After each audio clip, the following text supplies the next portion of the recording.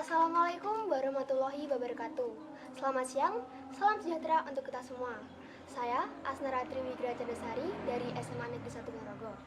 Di sini saya akan mempresentasikan tentang konsep, alat dan bahan saya.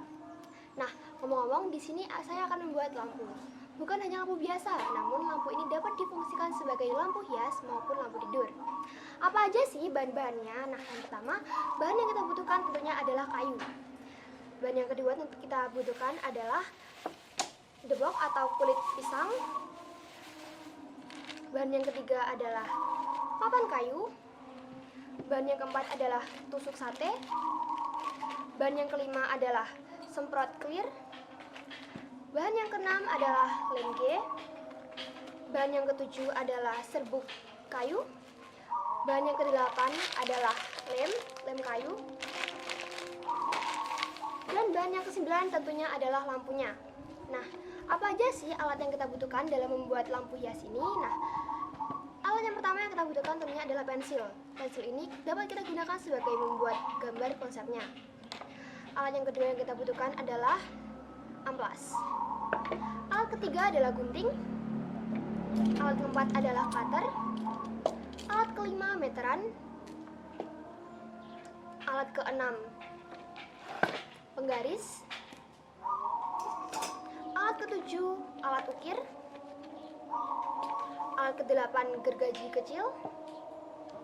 Alat kesembilan tang potong.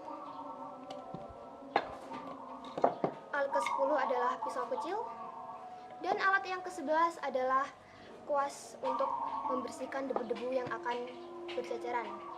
Nah, gimana sih cara membuatnya?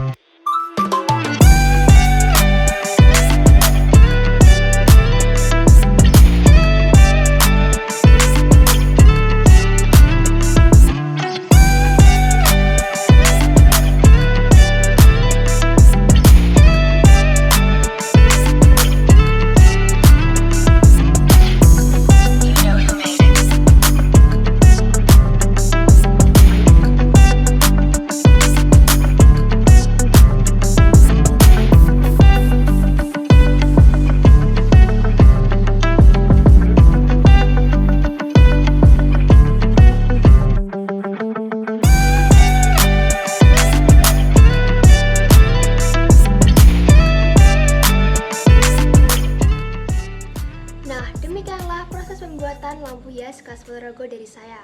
Semoga bermanfaat dan menginspirasi. Terima kasih, sampai jumpa.